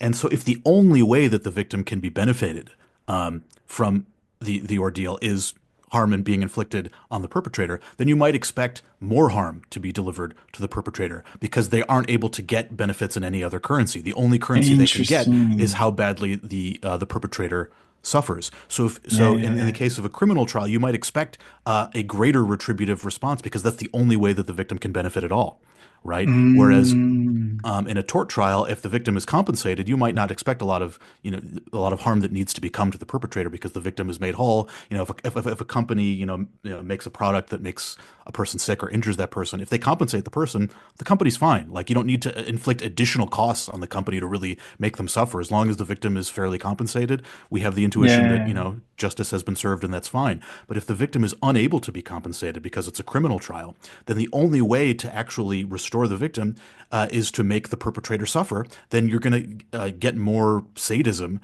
and more cruelty in criminal trials toward the perpetrator. Um, and so it may be that when you cut off one route to restoring the victim, it forces you to invest more heavily in the other That's route. great. That's Yeah. great. That's awesome. Actually, this Yeah. is the so we are trying to develop a project with Manvia Thing where we try to test that. Not exactly that, but something that relates to what you were saying, which I never thought about. Uh, which basically looking at the fungibility in justice intuition between punishment and, and compensation. So what does it mean? Is it the case that if I punish you, then if the offender is punished, then the victim is not entitled anymore to compensation? if punishment is really a form of compensation, then the fact of punishing should dissolve the moral right of the victim to compensation because they have already been compensation in the currency of the Yes. harm, of the benefit they get from the harm to the offender. And I never thought about the fact that you mentioned, which is that sometimes so that the criminal justice system actually, yeah, cuts the very possibility of compensation, and maybe that's why it's so punitive. Right. I only thought about the fact that maybe it's why people are unsatisfied with it because like it Yeah. forgets about the victim. Often people say, it's only the victim is not restored. That's what the whole restorative justice movement is about, saying like the people we forget about the victim in criminal trials and we just impose costs Yeah. on offenders. But yeah. Right. And Yeah. if you go back to like the history of conflict resolution and legal systems, so I'm reading a really interesting book now. I'll send it to you later called Common Law Yeah. Liberalism and the Evolution of Common Law, which is basically tort law, compensating Yes. the victim, and its Yes. transition into criminal law, which is Yes. it's basically a crime against the person versus a crime against the state. And Yes. in medieval Europe, the main way that people resolved conflicts was through tort law. And then gradually, the king realized that the king could get money from the perpetrator by framing it as a conflict against the state versus a conflict against the victim. Yeah. And gradually it was Mm. replaced with criminal law where the victim was no longer compensated and all of the money went to the king. Basically, in the form of fines, and it basically became a way for the state or for the king to basically profit from conflicts happening in the community. And it evolved into what is now the criminal law institution, but it's actually a kind of unnatural way of resolving conflicts. The more natural way is what you see in small scale societies and what you see in tort law, which is where the victim is compensated, and it's very much centered on repairing and restoring the victim. Yeah, I was gonna say, why Yeah. don't we compensate victims along with punish? Like it Yeah, actually doesn't make any sense. it Yeah, doesn't. Yeah, it's yeah, because it that's evolved from this kind horrible. of It's parasitic system. criminal Yeah, law. yeah, it It's is. it's a Yeah, it's yeah, because like I mean yeah, concretely it's sort of like if you're speeding on the highway and you get yeah, fined, you should actually. I mean, I guess the argument. Well, if you're speeding on the highway, David, let's just say, yeah, yeah, and Leo and I are next to you, your money, if you get fined, the money should go to us. Maybe the person yeah, who caught you, because they have to do something yeah, too. But yeah, like this idea that sort of it just goes to the king, right? Is sort of yeah, silly. Yeah. yeah, totally. Yeah, it's a really interesting. The other thing that I think is interesting, because as Leo, as you said, like the retribution versus forward or deterrence looking is sort of also a proximate ultimate confusion, right? Because Yes. ultimately, like it's Yes. kind of a little bit of both. Um, and I like this bringing back to groups thing where sort of who is the victim also matter or is different depending on the situation. So for example, Yes. if David steals the pig from me and we're all in the same group, you're not the victim per se, Leo, especially to the degree that like I did something to David, right? But if David steals the pig because you and I, Leo, are a group member, we're the purple shirts, and David hates the purple shirts, Yeah. then now all of a sudden you're calculating, well, he could have done that to me. And Yeah. so in some sense, you are probabilistically the victim too. And so the idea that sort of the amount of just desserts that we feel, and whether or not like why somebody like did a crime. So we had Keela Williams on, and this idea of sort of like, Mm. did somebody do something, like let's say somebody kills somebody, is it Yeah. because they were just the fourth person to walk by? We really Mm. want to punish that person, and the idea is that that's because probabilistically we're all victims. It's just that Oh, we're victims, we were possible victims who got lucky that we weren't the fourth person. But if the interesting. reason why that person killed somebody was because, they had a long-standing relationship, and, we all know we don't have that kind of relationship, Yeah. Yeah. Yeah. it really narrows down that like that's not diagnostic that that Yeah. person would hurt us per se. And so I Yeah. really like this idea of that what counts even as a just desert is a function of sort of who the victim is, Yeah. and in some sense we become the victim like a terrorist attack, like we were all attacked, this Yeah. like trope, or Yeah. like a Yeah. group-based attack. And that would suggest then that the just desert for responding is much higher, Yeah. as well. And it's because we're sort of all victims, because we're all sort of calculating, that from a social signaling perspective, exactly. It's sort of like if David successfully steals the pig from me, but we're both purple shirted, Leo, it signals to the world that you are also exploitable. If you and I don't punish David, it actually Mm, puts you in a worse situation because everyone knows you're a purple shirt too. And this mm. is showing that, like, look, purple shirts are willing and able to be exploited or have their pigs eaten. Yeah. So you should Yeah. really care about like making sure that the world knows that when you steal a purple shirt's pig was a super weird example. When you steal a a purple shirt, pig from a purple shirt, it's going to be punished, right? Yeah. Mhm. Actually, even more harm has been done in the world Exactly. when you do a violation that is harming the reputation of several the deterrence Exactly. reputation of several individuals and not only one. Exactly. Yes. So it And so then the predicts that. proportionate Yes. response is higher. Exactly. So yeah, it Yeah, predicts That's that interesting. Yeah, when, this great. explains yeah, why hate crimes are yeah. punished more severely than Mm, individual crimes. It's a yes. crime against an entire group. It threatens the Yeah, entire group versus a Right. yeah, specific individual. Yeah. Yeah, That's yeah, really good. yeah. Yeah. And that's yeah. why there's a search for what's the motive, Hmm. which is sort Oh, of interesting. always Yeah, sort of like it's a very instinct blindness thing where it seems obvious why that is. But I think this is actually the causal teeth for it is that it's actually yeah, asking what kind of cost, who are the reputational, uh, yeah, from a social signaling perspective, what's the class of yeah, victims? Hmm. Yeah, that's yeah. really good, David. Yeah, I like that. Yeah, Yeah. Yeah, that's really interesting. cool. Actually, I think it relates to what you were saying, David, about I mean, the question you were asking about criminal justice. So the way I was thinking of criminal justice is that for certain behavior, why do we have civil and criminal justice? Like it's Yeah, weird. yeah, it is weird. Uh, yeah, Because the king had to get paid. yeah, I guess. Yeah, But even yeah, in modern societies, yeah. we still have that, and Hmm. they often say. So I'm not a legal scientist. I don't know Yeah, anything about law, but I yeah, think I got that. I'm not sure. Please correct me. Is that they seems to make the distinction between, as you said, a tort and a crime, and a tort being mm-hmm. in our language of evolutionary social scientists, I was framing it Yeah, as cheating behavior in a dyadic reciprocal interaction where there is yes, was victim. And I was right. framing, understanding the crime as a cheating behavior in a collective action Yes. that does many victims. And so, they say a crime is a tort against society. Mhm. Right. So there are behavior that violate the interest not only of one particular individual, but all of the individual in the nation or the social contract. And so it's the Hmm. society. So that is all of us that respond.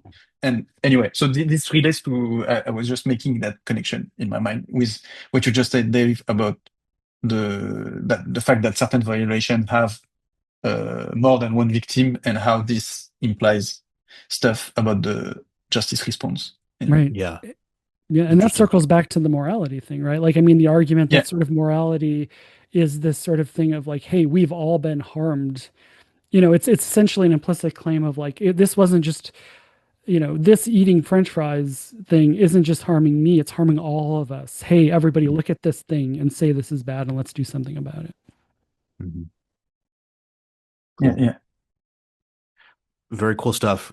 So we're approaching the end of our time. We didn't even get a chance to talk about religion and mutual policing, which is a Oh, shame, yeah. because I wanted to talk about that. It's a super fun topic. But another thing I wanted to run by a pet hypothesis of mine about elite status signaling and see what you think of it. All right. Okay. Yeah. So there's this idea of like quote unquote highbrow art. So there's the fine dining versus McDonald's. There's Yes. the Russian novel Shakespeare versus trashy airport novel, or there's Yeah. a 7 hour black and white film about a collapse of a farming collective in post-communist Hungary versus reality TV or Yeah. the latest dumb Marvel movie or whatever, right? Yeah. And some of these forms of art are considered higher status or classier. And it might be that insofar as self-control correlates with social status, and it's irrelevant, why the correlation exists, but let's assume for the sake of argument that it does exist, that higher status people tend to have more self-control. or at least self-control has for whatever reason become a cue of high status, then you might expect people to signal their self-control via the types of art that they consume. So insofar as something requires a Yeah, yeah, yeah. suppression of impulses, if I can sit through a 7 hour black and white film and suppress my urge to get out of there and suppress the urge to quell my boredom, then that must mean that I have a lot of self-control and I'm really Yeah, yeah, high yeah. status. Or if I can look at a painting that looks hideous, but like sort of have the suppress my urge to walk away or look at something else and try to find the beauty in it, then that suggests a kind of self-control. That there's something about elite art or highbrow art where it requires you to suppress some kind of impulse in order to appreciate it. And that's what makes it classy. That's what makes it high status. It's not the instant gratification of the reality TV or the Big Mac. It's not an indulgence of bodily pleasure. It actually takes some kind of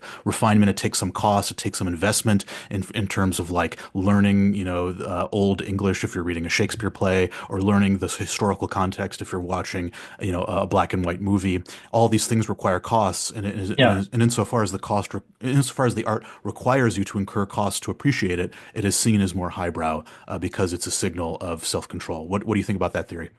No, I love that theory. I mean, I would love it to be true. The only the So yeah, so I thought it was actually true, and I was thinking, I think it's the case, but only insofar as self-control also cues competence.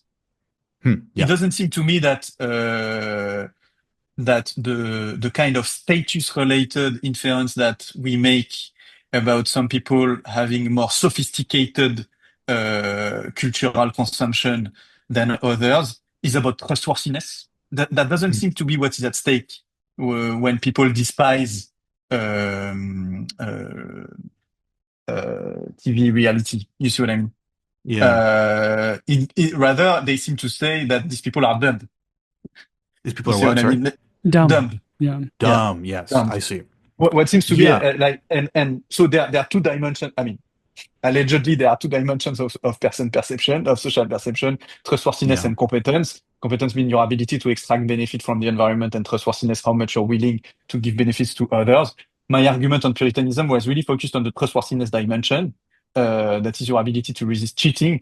It seems to me that in this kind of social distinction, status-related inference based on cultural consumption, people are really making inference about competence. That is how smart people are, how sophisticated people are, but which also relates to self-control. I mean, Yeah. self-control signals your ability to do more productive stuff in the world, independently of your willingness to repay debt or help others in cooperative interactions. So I love what you're saying.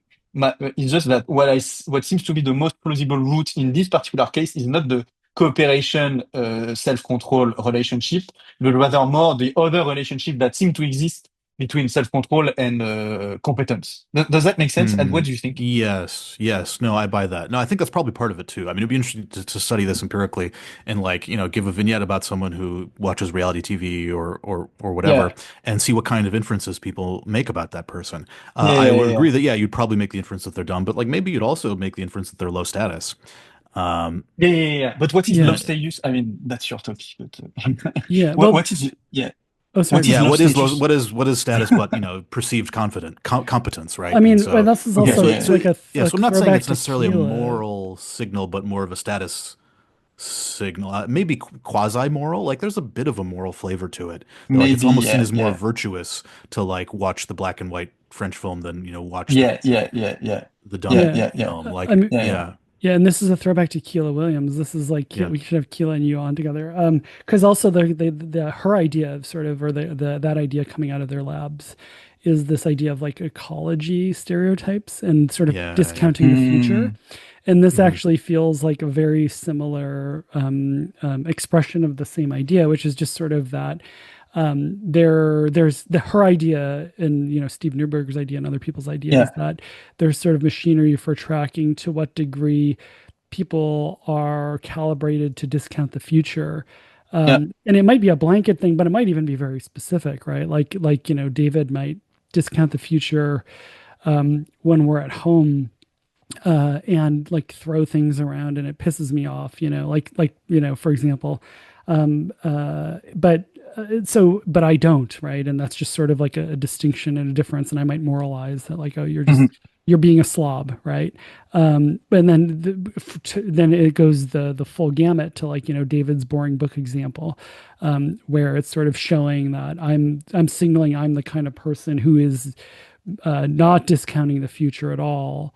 And we're all PhDs, like super uber in this category, right, of that. And so, yeah, that feels similar to this, and that's really my point. Is just, yeah, it's connection. Yeah. Yeah, it's a weird, fusion of status and intelligence and competence and self-control and virtue that's sort of fused together in sort of elite and highbrow culture. Yeah, It'd be really Mm. interesting to look at empirically. yeah, Yeah. and I think we were even arguing that in that episode, that sort of status is sort of maybe just the confabulated word for these other Yes. dimensions, right? Like, I don't think we Okay. have Yes. whatever word, Yeah. like signaling high status or highbrow. I Yeah. don't think, like, there's very much like if you told a robot that, they'd be like, what Yeah, the hell that's are right. you talking about? Like, we haven't Yeah. cashed it out computationally Mhm. or an evolutionary Yes. perspective. So I Yes. think when people talk about like status, and I think competence is like, I think you can, like, Leo, like you said, like, competence can be very much like, can you do this thing? Yeah. Um, Mm. but general competence, I don't know, right? And like, I don't know. And like general status, Mm. Yeah, yeah, Yeah. yeah, like, yeah. I do feel like there's some work to do to sort of unpack what does high status mean, or highbrow. And I think you guys are exactly right. Yeah. But it's a good example of, like, that's still a really big place of instinct blindness. Like, there's tons of work and concern Yeah, about like social status differences, social class yeah, differences, and people looking down on lower classes, quote unquote. Mhm. And it would be, yeah, this seems like a really important thing to unpack. And I suspect, yeah, Leo, yeah, what you're studying is part of that. Yeah. Yeah. Totally. Well, yeah, yeah, yeah. I would love to know what status is once you figure out David. yeah. I mean, honestly, I think what we're talking about is class more than status. I think they're actually Mm. are Right. probably Yeah. relevant differences between class and status. Mm. And class may relate to these ecology stereotypes that we talked about on the Keela Williams episode, where class is, if you grow up in a privileged versus, unpredictable and threatening environment, Mm. it's going to lead to different, abilities to delay gratifications, different, time Mm. horizons and willingness to, discount the future. And that stuff might be what we're thinking about when we think about class, but status might actually be a different thing. And so it makes it even more complicated. And Yeah. power is a different thing. And these are very related, but potentially separable and, you know, very subtle and complicated. Just a complete aside, David, Yeah. I feel like class, I mean, maybe I'm wrong and maybe I'm not reading the Yeah. right things, Yeah. but like, there is sort of like academic propaganda or intelligentsia propaganda. I feel like class, Hmm. maybe it's because of Marx or something, but I feel Yeah. like class doesn't come up as often as you would think it would. Is that Yeah. true? And is that because it's in nobody's interest to bring it up? Hmm. Yeah.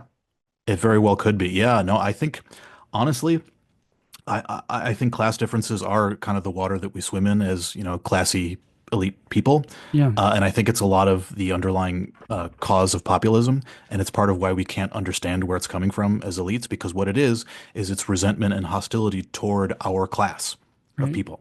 Right. And we can't It understand doesn't. that because it's our class is, it's the water we swim in, right? But we can understand people who are outside of that and who see it and who resent it and view it as a threat. I think that's a big part of what populism is. Right. You know, Yeah. And we're incentivized to not land on high versus low class, or having resources and not, but to do something that's an orthogonal category. So say, look, there's other high resource people that yes, differ than me on another dimension, and yep, my evolved psychology should pick out that because yes, it won't land on me. So I want to hmm, distinguish, if I have high resources, I don't want the narrative to be high versus low resources. I'm incentivized to consume yes, propaganda that's about the high resource people who are unlike me. yes. Now you're thinking in a Pensoffian way. Pensoffian, yeah. Yeah. Like, Okay. Cool, cool, cool. Yeah. yeah. Leo, is there anything that we should have asked you? Whoa. Uh, no, I don't think so. Huh? I don't think so. Well, I actually, think. let me ask you something. So Oh yeah. I think you might be one of the first postdocs that we've interviewed. Hmm. Is it true Whoa. that you're a I'm postdoc and that you're looking for a job? yes, Okay. yes, All I right. am. Okay, good. All So right. if you're listening to this and you like what you hear, Leo is looking for a job. Exactly. Yes. I'm looking for a job, and thank you so much. I mean, I'm honored to be the first, Yeah. Well, and then a one related of the first. question. Yeah, yeah. And Yeah. one a related question is, what are you working on now, or what do you plan to work on in the next like little bit? Just briefly. Yeah. Yeah, yeah. So I'm increasingly thinking about the. So I'm trying to finish this punishment stuff, but the next idea I'm more interested about is like the moral psychology of authority. So when is it that so applying these same Mm. contractualist ideas to when is it that people think that you have a duty to obey, that leaders have a right to command. Again, Mhm. these moral judgments follow a very fine-grained logic. Like if you're my superior, there are some things you can ask from me, but other things would be excessive or immoral to ask from me. So I'm basically trying to apply this idea of like the contractualist benefits in the authority relationship itself, while Mm. most previous ideas in moral psychology have been about dominance, hard of games, this kind of thing. I think it's all about reciprocity. Mm. Mm. That's a really So, yeah, fascinating and understudied question, the psychology of authority and when we view yeah. authority as legitimate. And I'll probably send you other books on that topic Oh yeah, I after would love this. to. I mean, Uh, I'm so happy you're saying this because I completely agree. I like that too yeah. because it goes in the direction of the theme of what you're doing is also shifting the perspective, because a lot of that dominance work is about the aggressor, but you're talking about the victim again, or sort of like or the people who might Mm. be the recipients of the authority, and saying when do they decide it's okay, and when do they decide it's not? Yeah. Yeah, yeah, yeah. And yeah, yeah. Again, the theme is a bit always the same. Is like we have good theories of when people will submit and other people dominate, but we don't have good theories of when it's a moral duty to submit and morally right to command, Mm, or when it's Yeah. morally wrong to disobey, right. Yes. or even Mm, morally obligatory to disobey. So we don't have good theories of the moral representations that are somehow somewhat disconnected from the mm. proximate and ultimate logic of people's actual behaviors. So Yeah. yeah, anyway, Ooh, oh, it's I fine. just that just really one quick question. We had Deb Lieberman on. Deb Lieberman Ah, studies cool. moral psychology, and Hmm. Yes. we talked a lot about how sort of the dark side of morality.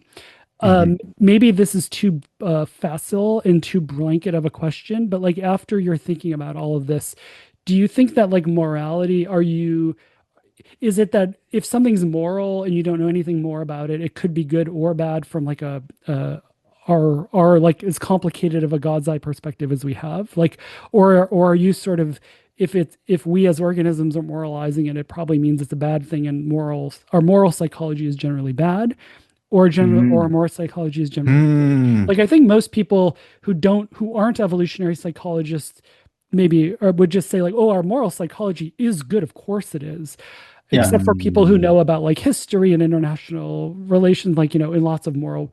And so many Yeah. historians or social scientists might say our moral psychology is bad. I think when you take an evolutionary perspective, I think people fall down all kinds of continua of sort of, depending on what you study, where do you Yeah. land? Or maybe there's no right answer. Like, yeah, what do you think? Yeah, no, I'm sure there's no right answer, but like, so my impression when I think about this dark side of morality idea is that often it's just behavior that we judge morally wrong, but Yeah. because of our moral psychology. Yes, You know what I mean? exactly. Yes. It's just that there are moral disagreements because the cognitive algorithm is sensitive to input parameter, and so Yeah. people will have a different moral judgment Yeah. depending on the input that they have. And when they look at history and they see horrible moral Yeah. norms, they say, "Oh, that means that morality is not good." But what you're saying Yeah. Is moral. It's a when you're moral saying that judgment. Yeah. is that your morality is good. So, by Yeah. definition, it's Exactly. just that there are moral disagreements, Yeah. and we have to Yeah. explain. There is moral variation. We have to explain it. I Yeah. don't see how it could be the case that morality is not good Right. from the perspective of the guy who describes what morality is Right. Right. Right. Yeah. Yeah. So I like that. It's from his Yeah. point the of view. answer is it's Yeah. Sure. morality all the way down. It's morality all the way down. Right. I like Well, that. Yeah. there's a non-contradictory way you could think about it, where you could say that most of morality and moral discourse and moral practice Mm, is in large part net harmful to people. It leads to exploitation, domination, and rationalization of oppression in all sorts of ways. Um, and you could say morality in general, and for the most part, is net negative in terms of its consequences, except for, of course, the moral judgment I'm making about that very thing, right? Yeah, exactly. Yeah, yeah, yeah, yeah. Uh, I agree. mm, yeah, I'm more on the good side. I'm more yeah, yeah, so to answer the question yeah, without escaping it, yeah. now W- that David has yeah, Yeah. uh, But it, cut that road, yeah, I'm but, more on but the good side. Yeah, but maybe yeah. we can agree that, like, I think, and this is again sort of the value of taking an evolutionary approach, is that the idea that's because something is entrained by our moral psychology, right? And I think maybe this is like people, listeners are often like, what lesson can I take from this? And Leo, you can tell me if you agree with this, is that I think one of the big lessons from evolutionary psychology of moral psychology is that just because something feels moralized to you, that's not data that it's actually a good thing per se. It might be, but just because you feel morally strong about something Mm, doesn't automatically mean that that what the content of that moral belief, it doesn't necessarily mean that it's good from the perspective of if I sat down and thought through the consequences of it. Yeah, I think that's I agree. fair to say. Yeah, It's not that it's yeah, yeah, I automatically completely good. agree. Yeah. Yeah, yeah, I completely agree. But just as to me, it's like I'm seeing morality a bit like I don't know, intuitive physics. Yeah. Exactly. Uh, Yeah. so yeah. in a way, you can say intuitive physics is false, but like it's pretty Yes. good. No, You see exactly. what It's I pretty mean? good. Yeah. It's really a nerdy But thing to say it's false. if you're doing modern physics, you could say most folk physics is bad, and we should try to I abandon agree. it in Yeah, I favor of that's agree. right. modern I physics. agree. Yeah. You could say Yeah. a I similar agree. thing about morality. You I Yeah. could say that completely most agree. Yeah, morality yeah. and most folk morality is bad, but we should abandon it in favor of like cost benefit analysis and institutional design and stuff like Yeah. that. Yeah. Exactly. I And I agree with think, that. yeah, Yeah, and yeah, this Yeah, comes back to like David and I have had this come up yeah, when we talked about like, is intuitive psychology wrong or right? Or I think yeah, we even had exactly. this earlier in this yeah. conversation. It comes back to like, what's the swath of reality you're imagining? And if I'm Hmm. imagining all the bad things that moral psychology does, because most of the moral entrepreneurship that I see on social media is bad, I might say Mm, most of our moral psychology is bad. And if that's what I'm imagining, it makes sense that I'm saying that. But if somebody's imagining, well, the reason why like we aren't just like all killing each other all the time is because we Yeah, all thought about like it's not moral to do that. And if that's what you're yeah, imagining, then our moral psychology is good. And there's really not a yeah, fact of the matter. It's just like yeah. what class of the world you're imagining. So I think that's yeah, important. yeah. That's Yeah. the problem with morality is that unlike with physics, there is no objective. I mean, there are philosophical debates I don't want to enter too into, but Yeah. let's imagine there is no more objective moral truth. Yeah. Yeah, Then what does it mean to have it objectively morally right? I think it's just like taking the good inputs, having the inputs right, and then all you have is the computation. I mean, the Yeah. universal computation of the human mind to know if something is right or wrong. You see what I mean? So Yeah. I think that there's still a difference between intuitive physics and intuitive moral judgment or morality. That is that's all we have Yeah, in a there's an sense. intrinsic Yeah, conflict of interest in costs and benefits that don't exist in physics, right? yeah. Like mm, that's true. Yeah. So recognizing that it's a coordination, the ultimate grammar of it, it's coordination, and it's also about people's costs and benefits, and accepting that I might I think just being honest about like what are the costs and benefits I'm trying to get, what are the costs and benefits another person is, and then just trying to have a discussion about that. Of course, a lot of the rhetoric is designed to obscure that, right? That's another Pinsoffian point. Like I don't want mm, to, but I think that's the way forward. But yeah, yeah. Cool. Well, what a fun Thank you so conversation. We much. got to have you back. Maybe we should do like a religion episode with Leo and maybe someone else. oh, yeah, that sounds I Because we mean, great. really I haven't covered would. religion at all on so I'm far on this happy to talk podcast. Yeah, about anything. I mean, thank you so much. It was so fun. It was so yeah, cool. Thank you so Yeah, much. yeah. if time It's a flew blast. by. Thank you, Leah. Yeah, Yeah, thanks. thanks so much, man. Ah, c'est fine. Très magnifique. Is that a good French accent? Je parle un petit peu français. Yeah, I don't know. I'm not. Yeah. Yeah. In any case, if you enjoyed that episode, you can do a lot of things to express your joy. You can leave us a kind review. You can visit us on Patreon and support us there. You can say nice things about us on social media. You could even send us an email if you want, if you have ideas for topics or guests. Um, Have some French fries. But organic French fries. Don't pesticides are a problem, so please get some organic potatoes. Maybe make your own, or Ooh, homemade French fries. That'd be yeah, nice. yeah. Yeah. There's, with French fries, Send some French fries to us. yeah, send it in the mail. That would be nothing like getting French fries in the mail. I wonder how often that happens. That I mean, it feels like an old. Nobody sends anything in the mail anymore. It's true. Yeah, I wouldn't. I wonder how you could actually like.